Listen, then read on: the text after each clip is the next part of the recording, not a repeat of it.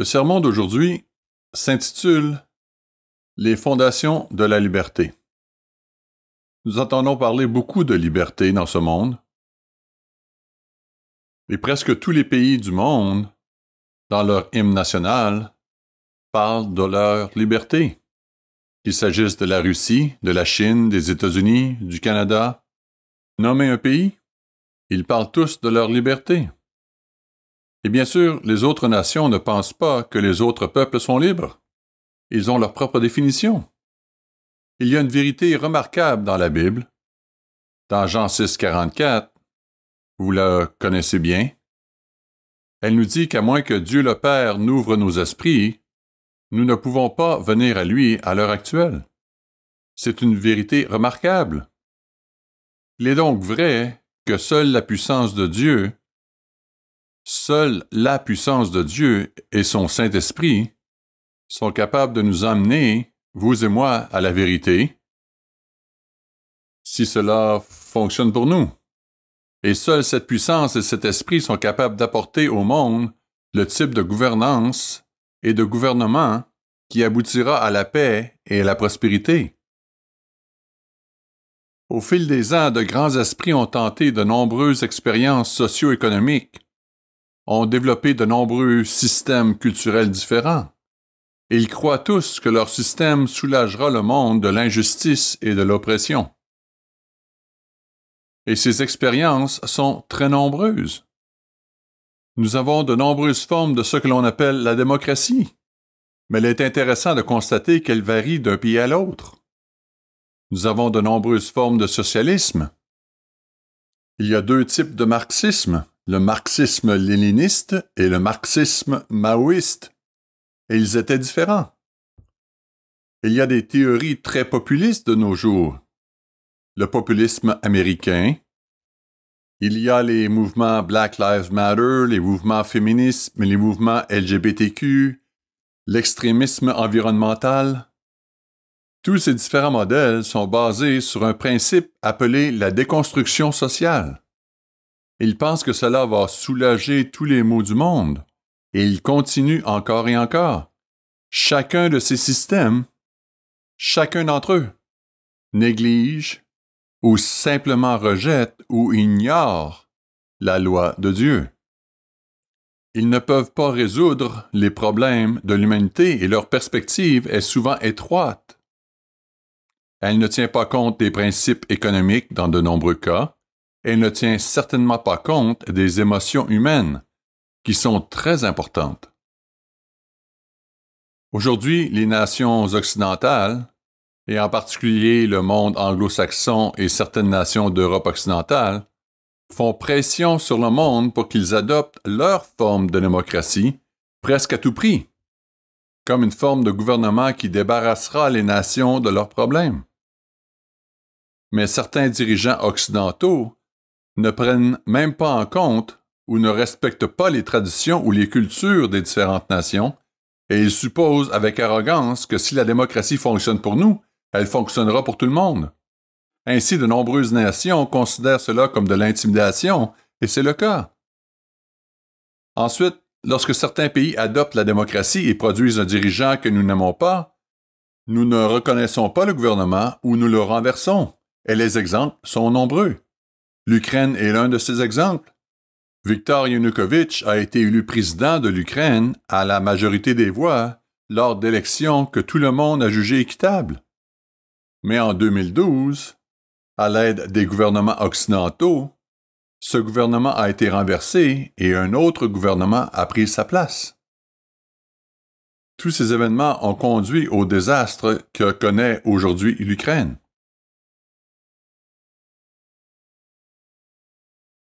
Les nations anglo-saxonnes et certaines nations d'Europe occidentale sont donc perçues par de nombreuses nations d'Asie, d'Afrique, d'Amérique du Sud et même par certains membres de l'Union européenne comme imposant leur volonté à d'autres pays, alors que nous n'avons pas résolu les problèmes chez nous.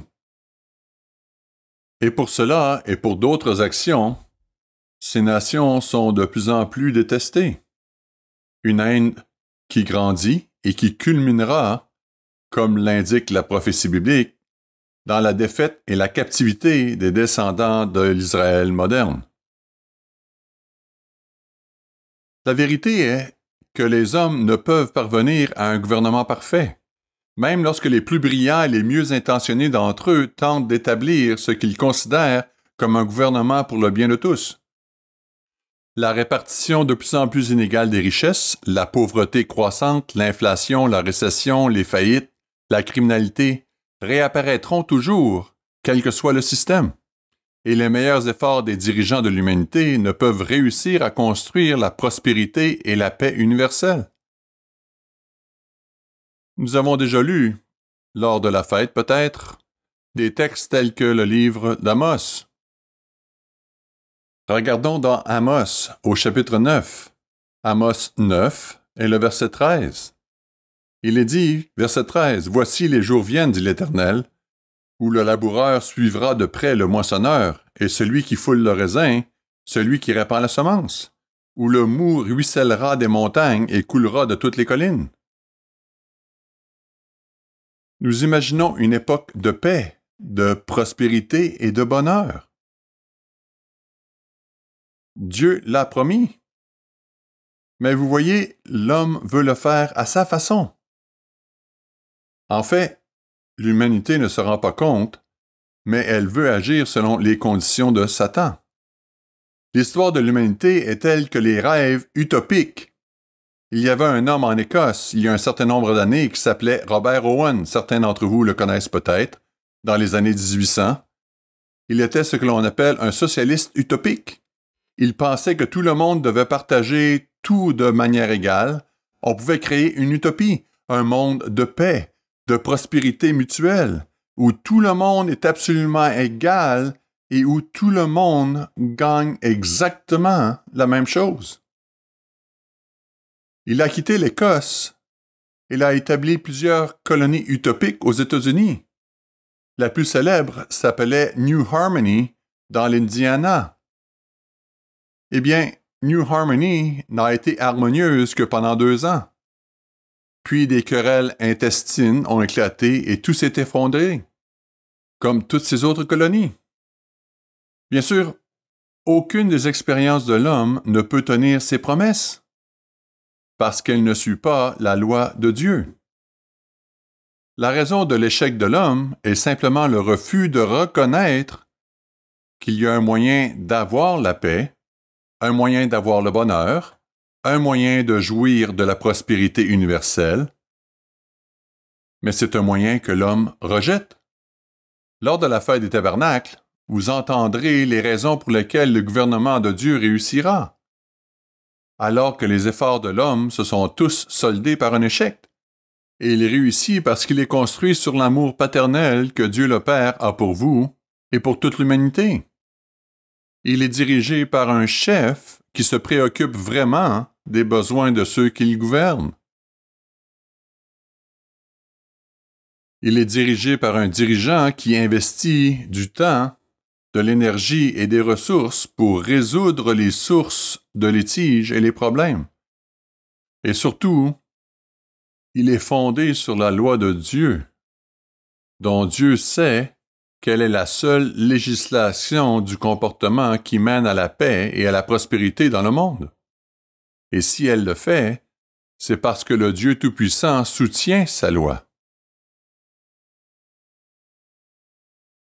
C'est le point que j'aimerais approfondir dans ce sermon. L'essentiel des lois de Dieu dans les Écritures est consigné dans des endroits tels que le chapitre 20 de l'Exode. Nous les appelons les 10 commandements. Et le docteur Meredith a écrit une brochure que nous publions et qui s'intitule « Les 10 commandements ». Il est très utile de la lire de temps en temps. Je la lirais une fois par an si j'étais vous. Ce serait utile. C'est un rappel. Un très bon rappel. Et lorsque ces lois deviennent partie intégrante de notre pensée et de nos actions, elles changent réellement notre façon de penser et d'aborder les problèmes de la vie quotidienne. Si vous avez du mal à maîtriser votre tempérament, si vous avez du mal à respecter votre femme ou votre mari, si vous ne faites pas du bon travail ou si vous avez d'autres problèmes, Il y en a des myriades que vous pouvez rencontrer. Vous devez vraiment méditer sur ce que Dieu nous demande de faire lorsque nous interagissons avec d'autres personnes. Il y a un livre complet de proverbes. Vous n'avez pas besoin d'un livre de psychologie. Le livre des proverbes est le livre de psychologie de Dieu, ainsi que l'Ecclésiaste. C'est là que se trouvent les conseils, comment s'entendre avec les gens, et c'est parfait, et ça fonctionne. Cela change notre esprit. Nous commençons à voir les choses comme Dieu les voit. Nous commençons à voir un problème et à voir une solution comme Dieu pourrait l'avoir. Si vous regardez le psaume 119 que David a écrit, tout au sujet de la loi, c'est le chapitre le plus long de la Bible, psaume 119, verset 97. Psaume 119, verset 97, nous le chantons comme un cantique. Il dit « Combien j'aime ta loi! Elle est tout le jour l'objet de ma méditation. » À la fin de sa vie, David a appris de ses péchés. Il a commis des péchés terribles, mais il s'est repenti avec zèle et il a commencé à suivre les lois de Dieu. Et cela a changé son cœur au point que Dieu a dit « C'est un homme selon mon cœur. » Cela s'est produit parce qu'il a commencé à penser comme Dieu pense. Psaume 119, verset 98. « Tes commandements me rendent plus sage que mes ennemis, car je les ai toujours avec moi. Je suis plus instruit que tous mes maîtres, car tes préceptes sont l'objet de ma méditation. J'ai plus d'intelligence que le vieillard, car j'observe tes ordonnances. » Et il continue.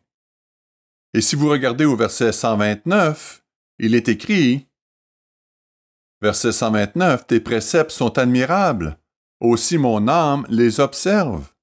La révélation de tes paroles est claire, elle donne de l'intelligence aux simples. » En d'autres termes, concrètement, cela vous rend plus intelligent. Plus intelligent dans votre façon de gérer les choses, de vous comporter avec les gens, de vous comporter au travail. Et c'est ça qui fait que l'on réussit mieux. J'aimerais donc passer en revue certaines de ces lois et certains de ces jugements qui établissent un principe général sur la façon dont nous vivons. Il s'agira aussi de règles que vous, enfants de Dieu, enseignerez et appliquerez au cours du millénium. Vous devez donc connaître ces lois. Il y a beaucoup de lois dans la Bible. Je n'ai pas le temps de les couvrir toutes dans un seul sermon. Mais d'une certaine manière, la fête des tabernacles est l'occasion idéale pour commencer à passer en revue quelques-unes d'entre elles. Il existe d'ailleurs une loi à ce sujet. Dans le chapitre 31 du Deutéronome 31, versets 10 à 13, nous lisons ici le verset 10. Moïse leur donna cet ordre. Tous les 7 ans, à l'époque de l'année du relâche, à la fête des tabernacles, quand tout Israël viendra se présenter devant l'Éternel, ton Dieu, dans le lieu qu'il choisira, tu liras cette loi devant tout Israël en leur présence. Tu rassembleras le peuple, les hommes, les femmes, les enfants et l'étranger qui sera dans tes portes, afin qu'ils t'entendent et afin qu'ils apprennent à craindre l'Éternel votre Dieu, à observer et à mettre en pratique toutes les paroles de cette loi. Et leurs enfants qui ne la connaîtront pas l'entendront, et ils apprendront à craindre l'Éternel votre Dieu tout le temps que vous vivrez dans le pays dont vous prendrez possession après avoir passé le Jourdain, tous les 7 ans. Si cela était suivi, l'ignorance de la loi ne serait pas une excuse en Israël. Mais comme nous l'avons vu il y a quelques jours, pendant 1000 ans, Israël n'a pas respecté la fête. Pourquoi ont-ils oublié la loi? Elle n'était pas enseignée correctement. Et cela fait environ 7 ans que je n'ai pas parlé de ce sujet. C'est pourquoi j'aimerais en parler à nouveau. Dieu nous dit de revoir régulièrement certains aspects de la loi. Bien sûr, nous devrions le faire. Je dirais que c'est une bonne idée de lire l'ensemble de la loi de Dieu une fois par an. Comme je l'ai dit, l'ensemble de la loi de Dieu est plus que ce que nous pouvons couvrir dans un seul sermon. Mais j'espère que cela vous montrera un peu comment la loi de Dieu traite des questions de comportement et comment la sainte loi, que vous serez appelés, si vous êtes appelés, à apprendre à administrer, rendra le monde meilleur et créera ce monde de paix, de joie et de prospérité dont nous avons une vision lors de la fête. Nous devons apprécier la loi que Jésus mettra en œuvre. Bien sûr, certaines des lois qui s'y trouvent, comme le territoire national, ne peuvent pas être appliquées pour l'instant. Pas de la manière dont la Bible en parle, c'est impossible. Remise de toutes les dettes tous les 7 ans, vous dites à votre banquier « Désolé, c'est la 7e année, l'année de relâche, je ne vous dois plus rien ». Il ne sera peut-être pas d'accord. Mais la loi de Dieu sera différente. Il y a des lois qui ont besoin de l'administration de la prêtrise et de l'administration de la nation pour être pleinement appliquées. C'est un fait. Mais l'année prochaine, j'aimerais prendre du temps pour jeter un coup d'œil aux lois économiques que Dieu a mis en place dans la Bible, parce qu'elles sont tout à fait étonnantes. Mais aujourd'hui, considérons que les 10 commandements, comme nous l'avons dit, formulent la charte de base ou les grandes lignes de la loi de Dieu. Les statuts et les jugements montrent comment cette loi est interprétée. Dans diverses situations, la pratique juridique d'aujourd'hui appelle cela la jurisprudence. Les 4 premiers commandements, comme vous le savez, nous enseignent à honorer notre Dieu. Les 6 derniers se concentrent sur les 6 principes globaux de comportement qui garantissent le respect des autres êtres humains et notre besoin de servir les êtres humains en les traitant avec respect, avec gentillesse, avec honnêteté et avec miséricorde. Aujourd'hui, j'aimerais donc me concentrer sur certaines des lois que vous serez appelés à mettre en œuvre au cours du millénium, des statuts qui feront la différence. Dans le temps qui nous reste, j'aimerais en examiner quelques-uns. En particulier, je voudrais que vous remarquiez, quand les lois vous disent de faire ceci ou cela, ou comment couvrir tel ou tel problème, qu'elles ont toutes un élément spirituel, même dans l'Ancien Testament. Il s'agit du développement du caractère, car ces lois, lorsqu'elles sont appliquées, développent le caractère que Jésus-Christ veut voir en nous. J'aimerais commencer par le principe du 9e commandement. Il s'agit de l'honnêteté. C'est très important pour notre Père. C'est un exemple de commandement qui est soutenu par de nombreux statuts et de nombreux jugements. Vous avez lu, ou je pense que vous avez lu, Exode 20, verset 16, « Tu ne porteras point de faux témoignages contre ton prochain. » Cela semble impliquer qu'il ne faut rien dire de faux sur son prochain. Mais c'est bien plus que cela. Un principe fondamental de la loi de Dieu est que l'honnêteté est essentielle si l'on veut avoir la moindre opportunité d'entrer dans le royaume de Dieu. L'honnêteté totale dans une société contribue grandement à en faire une société pacifique, productive et heureuse. Et Dieu exige que nous nous débarrassions de toute malhonnêteté à laquelle nous avons tendance. Apocalypse 21, verset 8, nous dit que tous les menteurs auront leur part dans les temps ardents de feu. C'est du sérieux. Dieu ne tolère pas le mensonge. Il appelle Satan le père du mensonge, parce qu'on ne peut pas lui faire confiance. Examinons quelques exemples de cela. Prenons Exode 23.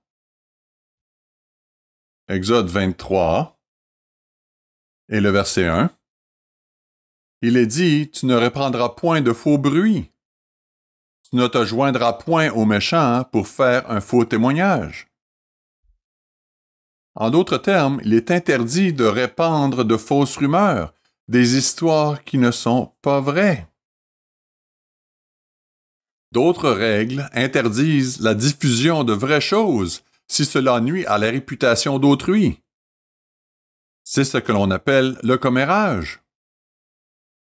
Tout ce qui porte atteinte à la réputation d'une personne qui s'est peut-être repentie et que vous révélez à d'autres personnes leurs péchés, bien qu'elles se soient repenties, c'est criminel aux yeux de Dieu. De même, nous ne disons pas de choses dont nous n'avons pas confirmé la véracité. Les mêmes statuts font référence à une perversion de la justice, le plus souvent parce que les gens se font une opinion après n'avoir écouté qu'une seule version de l'histoire. C'est un gros problème. C'est une recette particulièrement dangereuse pour vous humilier, d'écouter les nouvelles et de croire la première chose que vous entendez.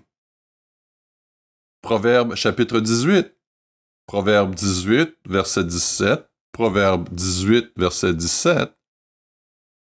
Une déclaration intéressante de Salomon. Il dit « Le premier qui parle dans sa cause paraît juste. Vient sa partie adverse et on l'examine. » Trop souvent, nous entendons quelque chose et nous le croyons tel quel. Ce n'est que plus tard que nous découvrons « ce n'est pas tout à fait comme ça. » Dans l'Église de Dieu, nous devons être très prudents à ce sujet. L'honnêteté était attendue dans tout le processus judiciaire de la nation. Dieu a compris qu'un faux témoin, une personne qui ment et qui n'est pas digne de confiance, devait être éliminé de la société. C'est-à-dire à quel point c'était grave. Vous pouvez lire Deutéronome 19. Nous en prendrons un exemple dans un instant. Mais les gens qui,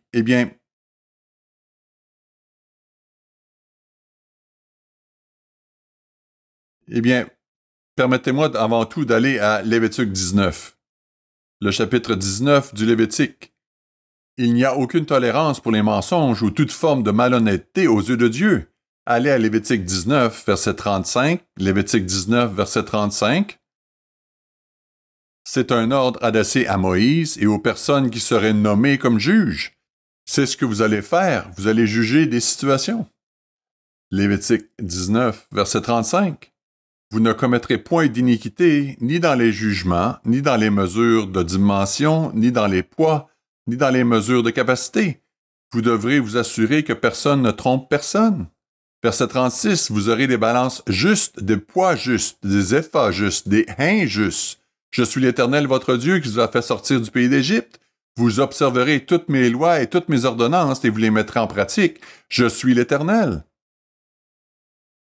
L'honnêteté devait être présente dans tous les aspects de la vie. La pénalité, Deutéronome 19, verset 18, est un exemple. Verset 18 nous dit « Les juges feront avec soin des recherches. Le témoin est-il un faux témoin? A-t-il fait contre son frère une fausse déposition? Alors vous le traiterez comme il avait dessein de traiter son frère.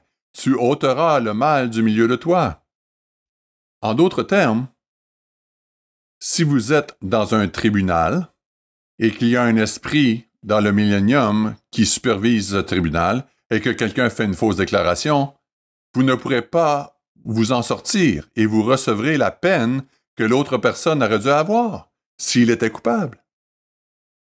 Pouvez-vous imaginer un monde où tout le monde serait absolument honnête tout le temps? On ne peut même pas l'imaginer. Quand on commence à y penser, on ne peut même pas l'imaginer. Aucun commerçant n'essaiera de vous tromper sur quoi que ce soit.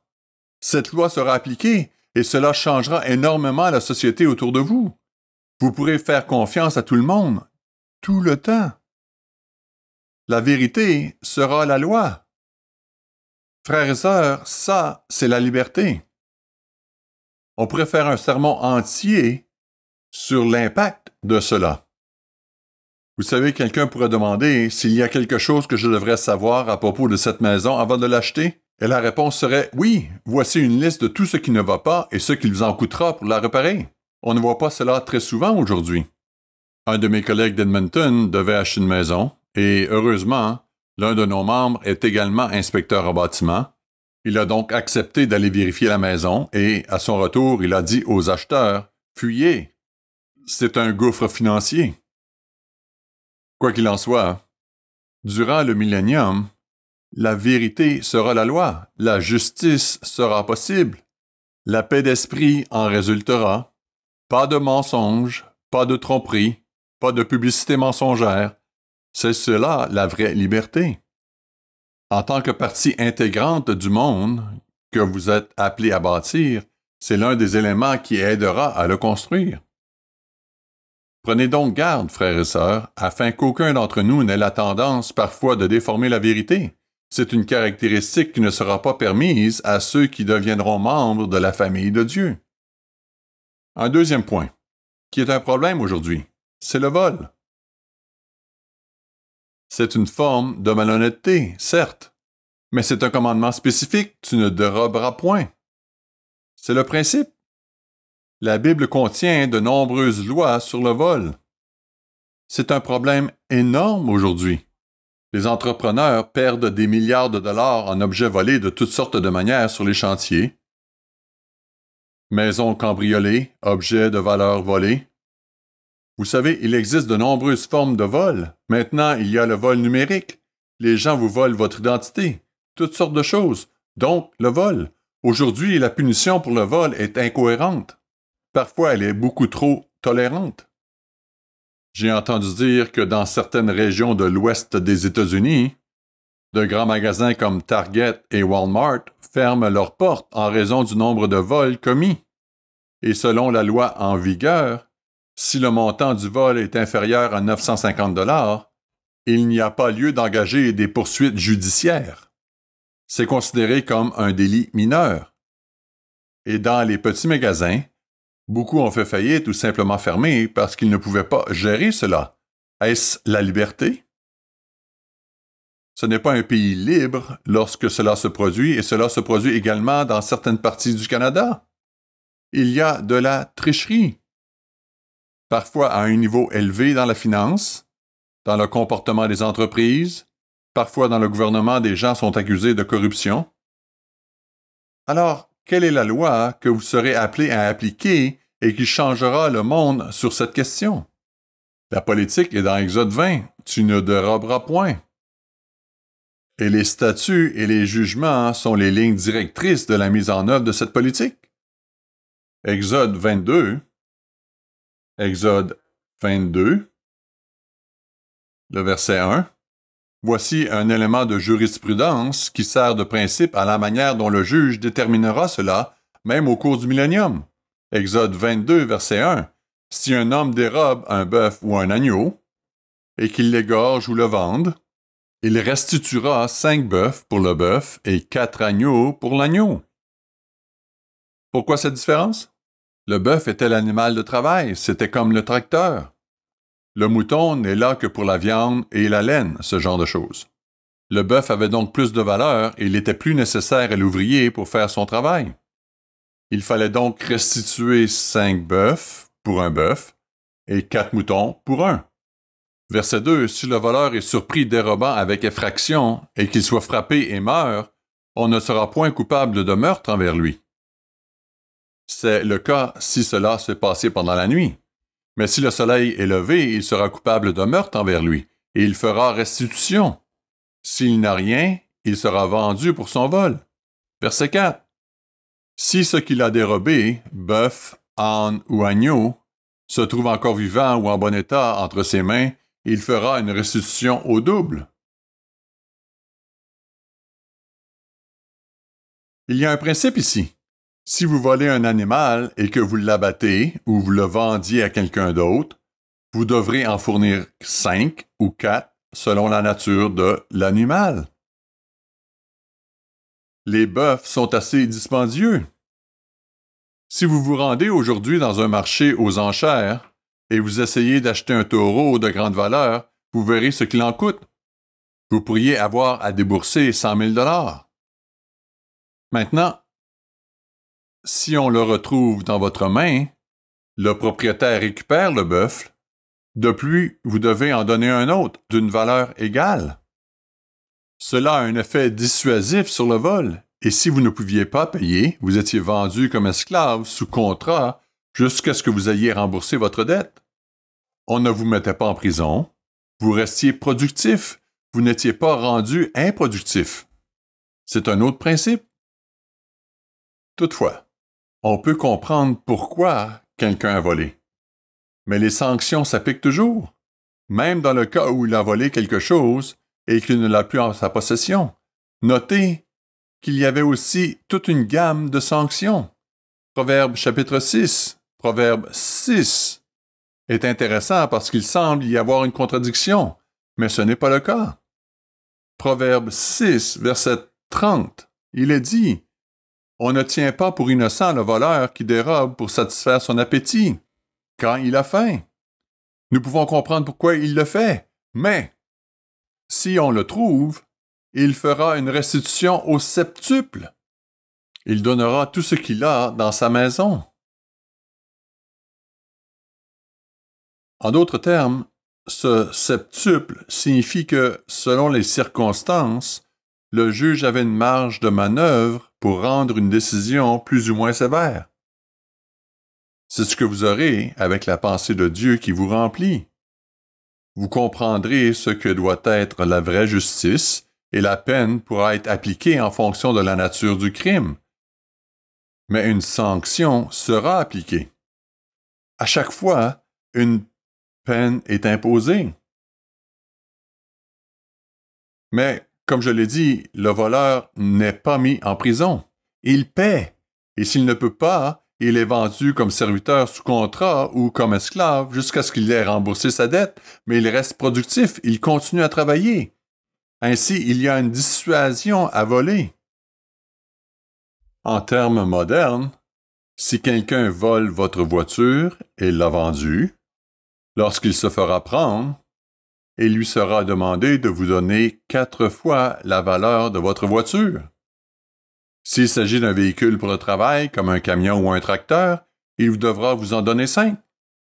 Ça ne rapporte rien de voler, n'est-ce pas? Dieu comprend le cœur de l'homme. Le gouvernement de Dieu appliquera cette loi. Vous l'appliquerez. Il en résultera peu ou pas de vol. Car c'est trop onéreux de voler. Et l'on est obligé de travailler pour se sortir de la dette si l'on est coupable. En d'autres termes, le message est que le péché a un prix, ça coûte cher. Et sous le gouvernement de Dieu, vous avez 100% de chance de vous faire attraper. Parce qu'un être spirituel saura exactement où vous êtes, ce que vous avez fait, et vous ne pourrez pas vous échapper. Qu'est-ce que cela implique pour nous aujourd'hui? Sommes-nous honnêtes? Volons-nous? Est-ce que nous trichons sur nos impôts? Faisons-nous quelque chose de répréhensible? Ne payons-nous pas nos dîmes? C'est du vol, mais c'est du vol envers Dieu, pas envers l'homme. Avec cette loi en pratique, il n'y aura plus besoin de serrure. Tout le monde laissera délibérément ses clés dans le véhicule. Mais vous n'auriez pas besoin de clés même pour le véhicule, n'est-ce pas? Mais Dieu comprend le cœur de l'homme. Il sait ce qui marche. Est-ce que la punition est dure envers le voleur? Oui, elle l'est. Mais le reste de la société peut vivre en paix. Et c'est pour cela qu'il y aura la paix, l'une des raisons. C'est pourquoi il n'y aura pas de peur dans le millénium. Aujourd'hui, la police enquête à peine sur les vols parce qu'il y en a tellement. Lors de la fête, nous devrions prendre le temps de méditer sur la façon dont le monde sera différent et sur ce qui causera réellement cette différence. Cela en fait partie. Vous n'aurez pas peur de perdre quoi que ce soit. Il y a un autre point, et c'est quelque chose que j'ai déjà mentionné, je pense. On oublie souvent que cela fait partie de la loi, mais cela fait partie de la loi de Dieu. Il s'agit du respect des personnes âgées. Je ne dis pas cela parce que je me suis teint les cheveux en blanc. Je plaisante. L'un des grands problèmes de notre époque, c'est que nous vivons à une époque où l'on ne respecte pas correctement les parents, les grands-parents, ou les personnes âgées en général, et ce dans toute la société. C'est un grand mal aux yeux de Dieu, et cela sape l'une des bases fondamentales de la stabilité dans la société. Nous devons respecter les efforts déployés par le passé en faveur des gens. Le 5e commandement parle de cela et il ordonne. Ne suggère pas, il ordonne aux gens de respecter et d'honorer leurs parents, même si leurs parents étaient des gens terribles. Nous pouvons discuter de la manière dont nous les honorons s'ils sont horribles, mais nous le faisons. C'est intéressant. Comme l'a dit Paul, c'est le seul commandement qui soit assorti d'une promesse spécifique. Regardez le chapitre 20 de l'Exode, le verset 12. Le 20e chapitre de l'Exode, le verset 12. Vous savez, tout le monde veut vivre un peu plus longtemps, n'est-ce pas? Tout le monde aime vivre longtemps. Mais notez ceci, c'est Dieu qui parle ici, au verset 12. Honore ton père et ta mère afin que tes jours se prolongent dans le pays que l'Éternel ton Dieu te donne. Il y a une promesse de Dieu ici.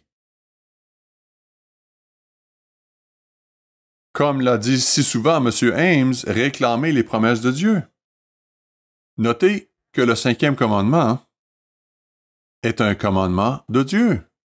En réalité, lorsque nous comprenons ce commandement d'honorer nos parents, l'un de nos parents est notre Père céleste, et nous devons l'honorer et le respecter.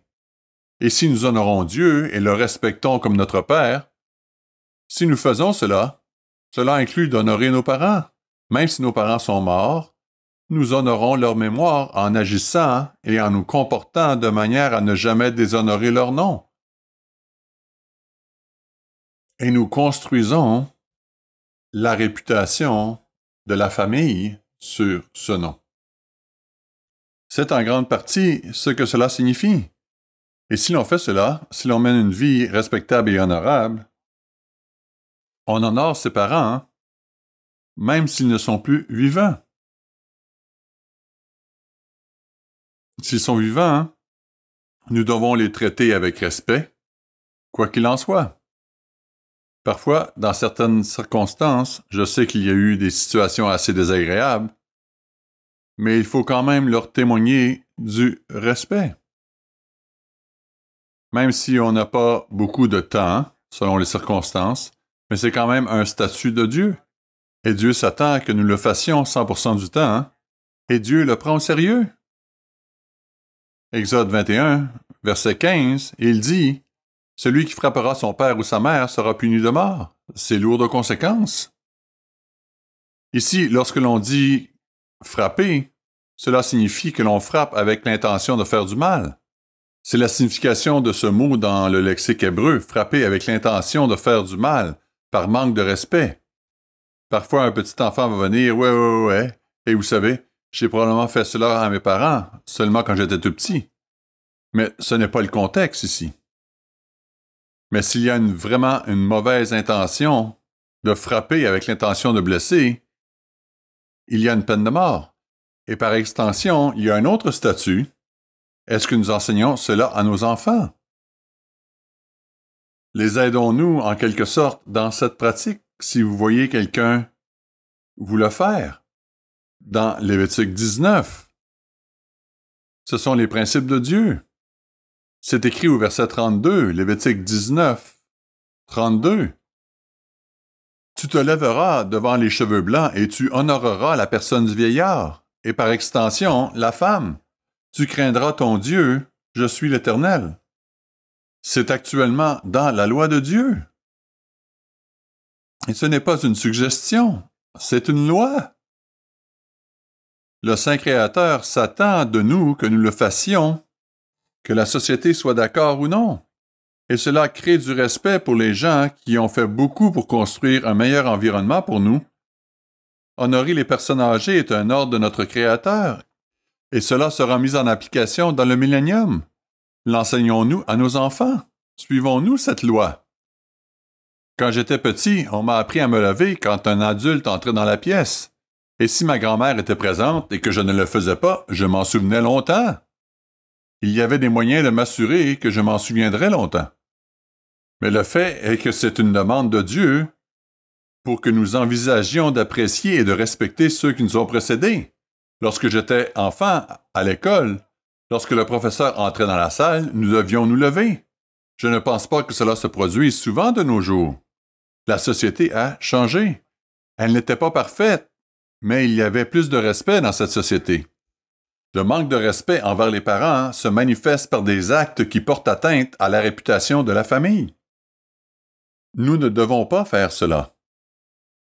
Il y a aussi une autre série de statuts qui demanderaient quelques sermons.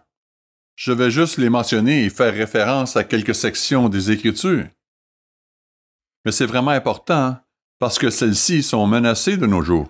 Elles sont extrêmement menacées dans notre pays, qui s'écarte de la loi de Dieu à un rythme effarant.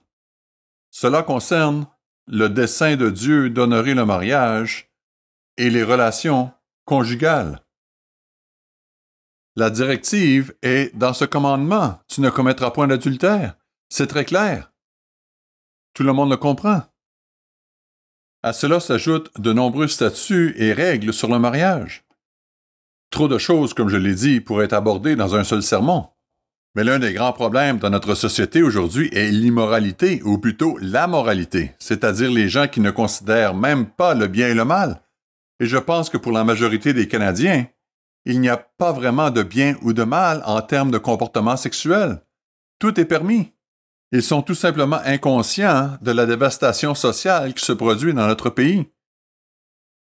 Même la confusion quant au sexe d'une personne. Permettez-moi d'être parfaitement clair d'un point de vue biblique.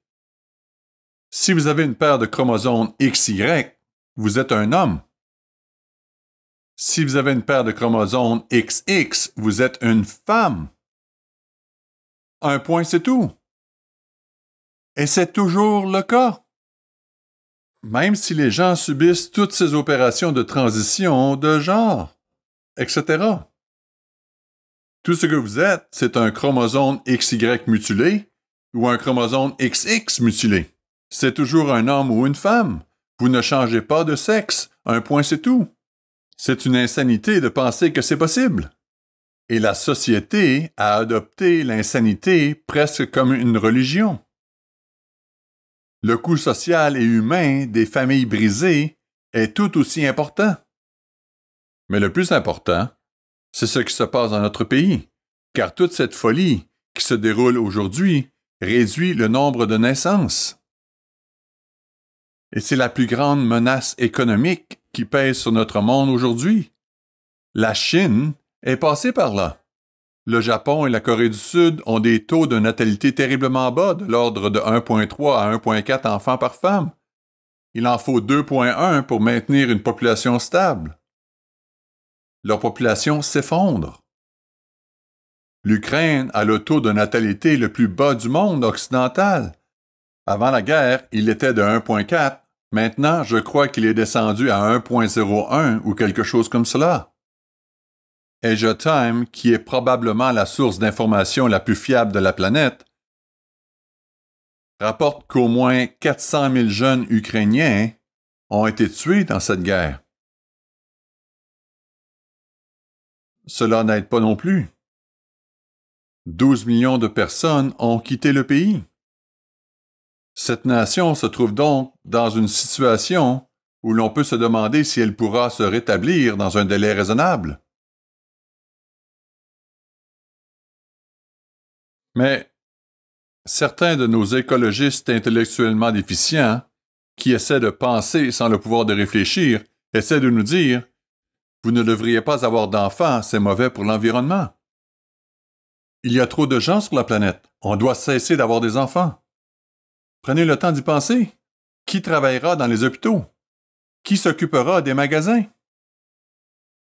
Qui seront les ouvriers qualifiés dont vous aurez besoin?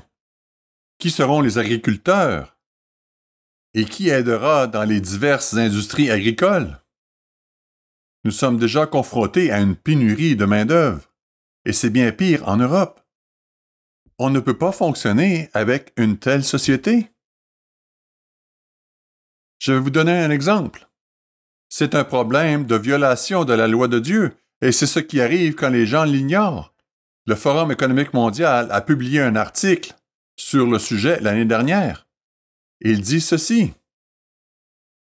Dans les années 1960, c'était il y a 60 ans, en les années 60, il y avait 6 personnes en âge de travailler pour chaque retraité. Ainsi, 6 personnes soutiennent en quelque sorte les régimes de retraite, les aides gouvernementales. En 2022, il y avait 3 travailleurs actifs pour un retraité. C'est la moitié du nombre de personnes soutenant un retraité. En 2035, c'est-à-dire dans 12 ans seulement, il y aura 2 travailleurs actifs pour chaque retraité. C'est insoutenable. Vous savez ce qui va se passer? Ils vont pousser l'assistance médicale à mourir pour résoudre le problème. Ne croyez pas que cela n'arrivera pas. Plusieurs gouvernements provinciaux au Canada ont déjà commandé des études pour démontrer les avantages économiques de l'aide médicale à mourir. C'est le monde dans lequel nous vivons. Il y a une guerre contre le mariage. Il y a surtout une guerre contre le rôle de l'épouse. C'est la cible de Satan. Le souhait de Satan est de rendre toutes les femmes sans enfants. Parce qu'il déteste l'humanité, il veut la détruire. Et c'est ainsi qu'il détruit l'Israël moderne. Les gens qui ont une famille achètent plus de choses, n'est-ce pas? Vous avez des petits-enfants. Ils ont besoin de choses plus grandes, des vêtements différents tout le temps. Ils consomment. Ce sont le moteur de l'économie. Aujourd'hui, ce n'est plus le cas et c'est un problème. Dans le chapitre 7 d'Osée, il est question du peuple d'Éphraïm dans l'avenir ou à notre époque. Osée chapitre 7. Osée 7, versets 8 et 9. Nous lisons « Éphraïm se mêle avec les peuples. Éphraïm est un gâteau qui n'a pas été retourné. Cela signifie à moitié cuit. Des étrangers consument sa force et il ne s'en doute pas. La vieillesse s'empare de lui et il ne s'en doute pas. L'âge moyen augmente. C'est un problème majeur.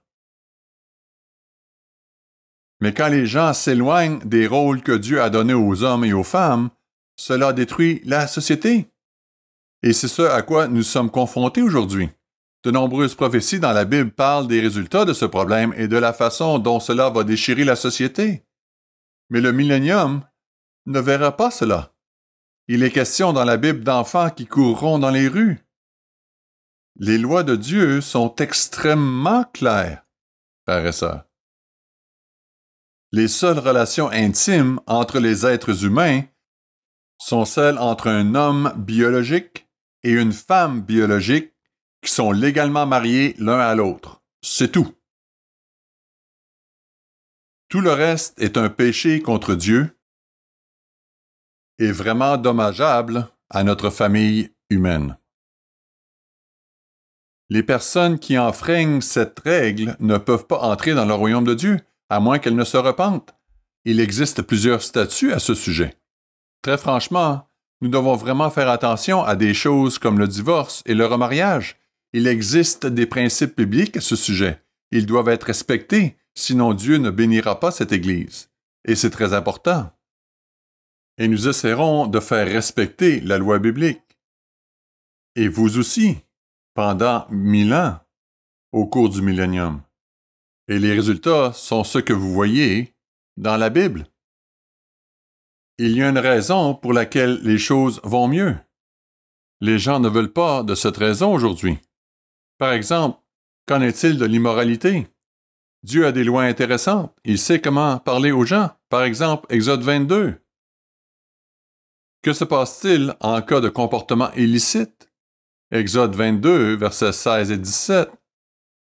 Si un homme séduit une vierge qui n'est point fiancée, qu'il couche avec elle, il paiera sa dot et la prendra pour femme.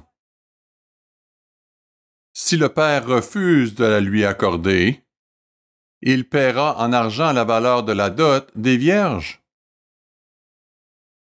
Nombreux sont ceux qui, aujourd'hui, diraient « Quelle loi terrible !» Mais réfléchissez un instant. En vertu de cette loi, si un homme séduit une jeune fille dans le cadre d'une relation inappropriée, il vient de se trouver une femme dont il est financièrement responsable pour le reste de sa vie. De plus, la coutume de la dot, de la fiancée, avait pour but de s'assurer que l'homme avait les moyens de subvenir aux besoins de sa femme. Le plus souvent, ce prix était quelque peu négociable. 2 chameaux et 4 moutons. Non. 2 chameaux et 5 moutons. Quoi qu'il en soit, je ne sais pas comment il le faisait. Mais non seulement maintenant, le père de la jeune fille pouvait exiger le prix maximum, il n'y avait pas de négociation, mais il pouvait aussi exiger le prix maximum et refuser de le laisser l'épouser. Et s'il ne pouvait pas payer, il devenait un esclave sous contrat jusqu'à ce qu'il paie. Maintenant, c'est une loi intéressante. Les gens y penseraient à 2 fois avant de faire quelque chose d'irréfléchi ou d'immoral. Beaucoup de gens dans notre société seraient contrariés par cette loi aujourd'hui, mais il ferait mieux de s'y habituer parce que c'est comme ça que ça va se passer. Comme David l'a dit, il s'est émerveillé de la sagesse de la loi de Dieu parce qu'elle change notre façon de penser. La loi est conçue pour encourager le principe suivant: réfléchir avant d'agir. Les principes sont nombreux. Même Deutéronome 22. Deutéronome 22. Nous devons être très prudents, hommes et femmes, lorsque nous commençons à regarder quel type de vêtements nous allons acheter et quels sont les styles d'aujourd'hui. Certains styles sont tout simplement inappropriés pour qui que ce soit. Et pourtant, les gens les achètent. Franchement, je reçois 2 journaux chez moi, le Globe and Mail et le National Post. Et le Globe and Mail arrive de temps en temps. Il nous envoie une grosse insertion glacée sur la mode. Je n'aime pas la mode, mais je l'ai quand même montré à ma femme la dernière fois que nous en avons reçu un, et j'ai dit: est-ce que je me trompe? Mais est-ce que c'est laid ou quoi? Il y a des modes qu'ils essaient de vendre et c'est vraiment conçu pour rendre les gens repoussants. Et qui est derrière cela? Ce n'est pas Dieu. C'est le Dieu de ce monde. Soyez très prudents. Prenez position pour le bien. Ne suivez pas tout ce qu'on nous présente. Il y a des principes de moralité, par exemple. Deutéronome 22, verset 5. Une femme ne portera point un habillement d'homme, et un homme ne mettra point des vêtements de femme, car quiconque fait ces choses est en abomination à l'Éternel ton Dieu. Aujourd'hui, nous avons des drag queens qui font la lecture aux enfants dans les bibliothèques, dans tout le pays, en violation directe de la loi de Dieu. Cela ne fait que renforcer la confusion sexuelle dans les jeunes esprits, ce qui a de nombreux effets négatifs sur le plan psychologique pour le reste de leur vie. Ce type de comportement ne sera plus un problème parce que la loi de Dieu sera appliquée, et vous l'appliquerez. Ces règles sont nombreuses. De telles choses font une différence dans le monde. Nous critiquons souvent le système juridique. Je sais que le système juridique a ses problèmes, mais nous en avons besoin dans notre société actuelle. Néanmoins, l'injustice semble trop fréquente. Il y a une grande incohérence dans le droit. Je pense que les associations juridiques modernes, le barreau, les procureurs de la couronne et les militants des droits de l'homme vont d'abord avoir un problème avec la loi que vous allez appliquer en matière de justice. Mais vous serez ses dirigeants. Deutéronome 17. Vous n'aurez pas nécessairement besoin d'une pléiade d'avocats. Deutéronome 17, versets 8 à 13. Verset 8.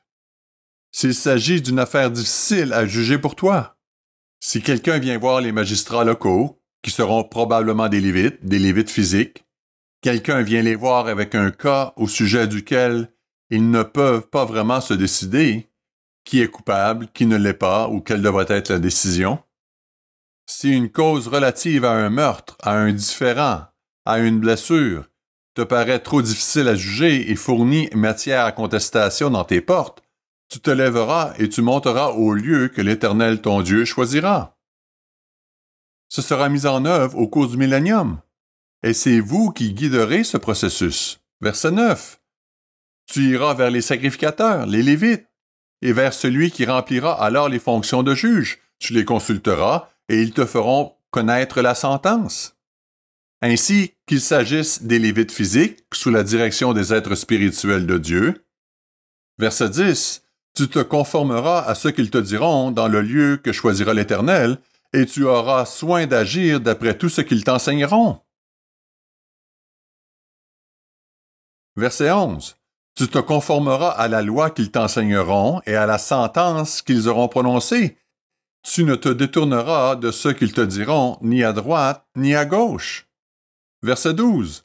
L'homme qui, par orgueil, n'écoutera pas le sacrificateur placé là pour servir l'Éternel ton Dieu, ou qui n'écoutera pas le juge, cet homme sera puni de mort.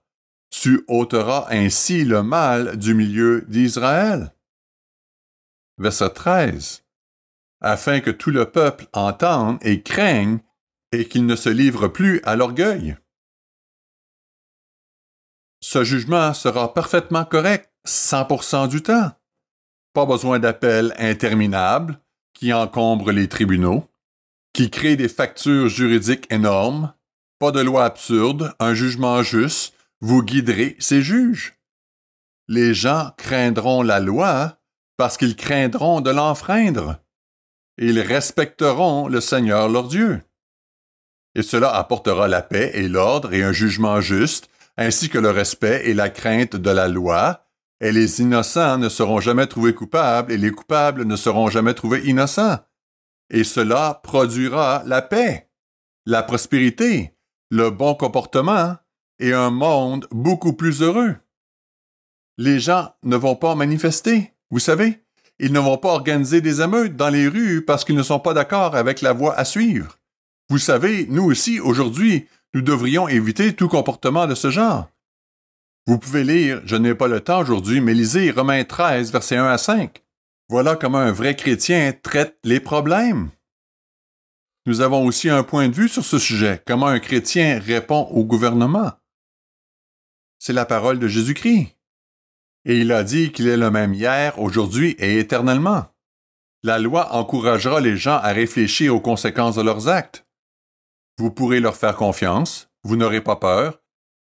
C'est pourquoi les prophètes disent que vous pourrez vous coucher sous un figuier et que personne ne vous troublera. Il y a une raison à cela. M. Armstrong avait l'habitude de dire il y a une cause pour chaque effet. La sainte loi de Dieu, que Jacques appelle la loi de liberté, fait partie de cette raison. Il y a la responsabilité personnelle. Aujourd'hui, nous avons un problème avec les responsabilités personnelles. Les gens pensent qu'ils ne sont pas responsables de certaines choses, ou s'il y a des choses là-bas que les gens distribuent, j'y ai droit. Je devrais pouvoir l'obtenir sans travailler. C'est un gros problème. Il affaiblit toute notre nation. Certaines personnes pensent qu'elles ont droit à des choses et elles bloquent des autoroutes, organisent des manifestations stupides et causent des pertes financières et des préjudices à d'autres personnes. Et personne ne leur demande de rendre des comptes. Ils pensent que le gouvernement devrait payer pour ceci et pour cela et que les universités devraient être gratuites et que nous ne devrions pas nous-mêmes avoir à travailler pour ces choses. Et parfois, cela nous affecte dans l'Église. Nous devons être prudents. Ce n'est pas la voie de Dieu. Comment la loi que vous allez administrer traite-t-elle les pensées erronées? 2 Thessaloniciens 3, verset 10. 2 Thessaloniciens 3, verset 10. Si quelqu'un ne veut pas travailler, qu'il ne mange pas non plus. Il s'agit de ceux qui sont capables. Si des gens ne sont pas capables de travailler, s'ils sont infirmes, il faut s'occuper d'eux. Dieu y pourvoit. Mais le fermier devait laisser les coins de son champ pour que les pauvres puissent venir glaner. Mais les pauvres devaient sortir et ramasser. Ils devaient faire quelque chose. Nous sommes responsables des choses qui sont sous notre contrôle. Nous avons aussi la responsabilité de faire preuve de miséricorde et de bonté envers les faibles. Et nous ne devrions jamais prendre l'avantage sur qui que ce soit. La Bible contient des déclarations intéressantes sur le fait que Dieu lui-même intervient et prend soin d'eux directement.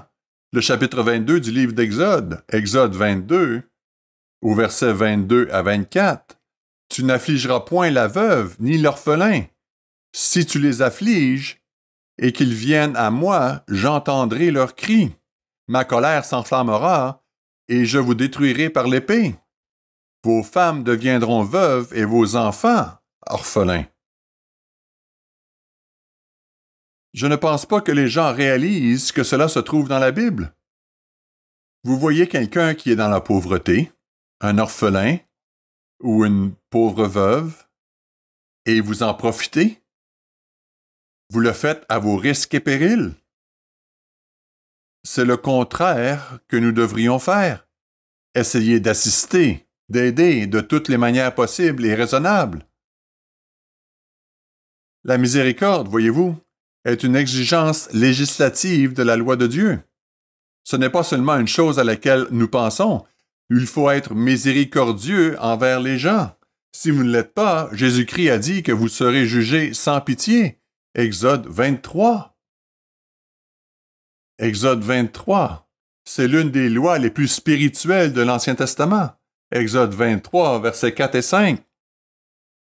Si tu rencontres le bœuf de ton ennemi, ou son âne égaré, tu le lui ramèneras.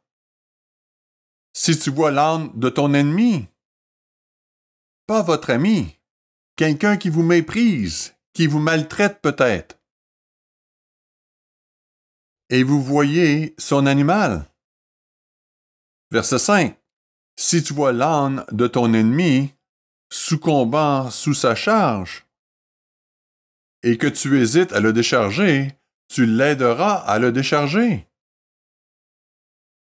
Lorsque cette loi est appliquée, elle supprime la cause de la haine. Elle change les mentalités. Elle rend la haine très difficile pour l'autre. Il commence à se sentir coupable. C'est pourquoi il est dit, si ton ennemi te maudit, sois gentil avec lui, etc. Ainsi vous versez des charbons ardents sur sa tête. En d'autres termes, vous le faites se sentir coupable et il commence à s'adoucir, changeant vos pensées et les siennes. Il y a beaucoup de lois de ce genre. Dieu nous dit de ne pas nous venger nous-mêmes. Il y a tant d'autres lois dans la Bible que nous n'avons pas le temps d'aborder. Comme je l'ai dit, j'essaierai de faire un sermon dans les prochains mois sur les lois économiques dans la Bible, qui sont fascinantes. Mais il existe de nombreuses lois sur la santé. Il y a de nombreuses lois sur de très nombreux sujets. En conclusion, l'époque que nous sommes venus représenter ici est une période glorieuse de paix et de prospérité et d'accomplissement humain universel pendant 1 millier d'années. Mais comme M. Armstrong avait l'habitude de le dire si souvent, il y a une cause pour chaque effet. L'écriture que nous avons lue dans le sermon précédent, allons-y très brièvement, le chapitre 7 de Deutéronome, Deutéronome 7, versets 12 à 15, Deutéronome 7, versets 12 à 15, si vous écoutez ces ordonnances, si vous les observez et les mettez en pratique, l'Éternel ton Dieu gardera envers toi l'alliance et la miséricorde qu'il a jurée à tes pères. Verset 13. Il t'aimera, il te bénira, il te multipliera, il bénira le fruit de tes entrailles, le fruit de ton sol, de ton blé, de ton mou, de ton huile, les portées de ton gros et de ton menu bétail dans le pays qu'il a juré à tes pères de te donner. Tu seras béni plus que tous les peuples. Il n'y aura chez toi ni homme ni femme stérile, ni bête stérile parmi tes troupeaux. L'Éternel éloignera de toi toute maladie. Et cela pourra continuer. Il y a une raison pour cela, qui a été promise à l'ancien Israël. Mais c'est le monde que vous aiderez à créer au cours du millénium. La cause de la beauté, la cause de la joie. Cette cause, c'est une population mondiale qui se soumettra au leadership de Dieu et qui vivra selon la loi en pensée et en acte. Prenons donc le temps, que ce soit d'ici la fin de la fête ou au cours de l'année, de lire la loi de Dieu. Cela fera une différence et nous pourrons nous réjouir du jour où les paroles inspirées de Dieu à Paul s'accompliront avec le Christ et ses frères et sœurs ressuscités qui guideront le monde. Reportons-nous à Romains 8, verset 21, Il est dit, Romains 8, 21, parce que la création, elle aussi, sera affranchie de la servitude de la corruption pour avoir part à la liberté de la gloire des enfants de Dieu. Et cette liberté est définie. Les causes de la liberté sont définies dans votre Bible. J'espère donc que vous pourrez prendre le temps de revoir certaines de ces lois, des lois qui font une énorme différence dans le monde que nous sommes ici pour envisager dès aujourd'hui. Ce fait un plaisir d'être avec vous et je vous souhaite une très bonne fin de fête et un temps agréable ici.